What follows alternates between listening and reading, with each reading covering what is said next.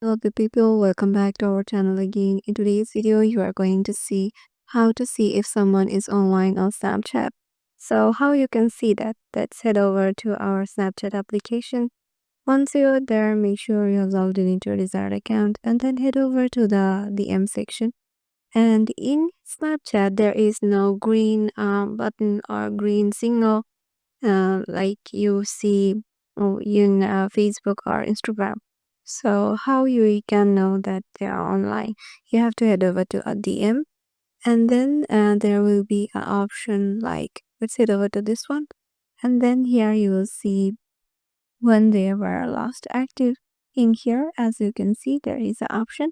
And just right below the name, there will be an option of they're active now, active right now, or active 15 minutes ago, like this. So yeah, this is how you can just know if they are online on Snapchat. Hope this video will help you out, and we will see you in the next video.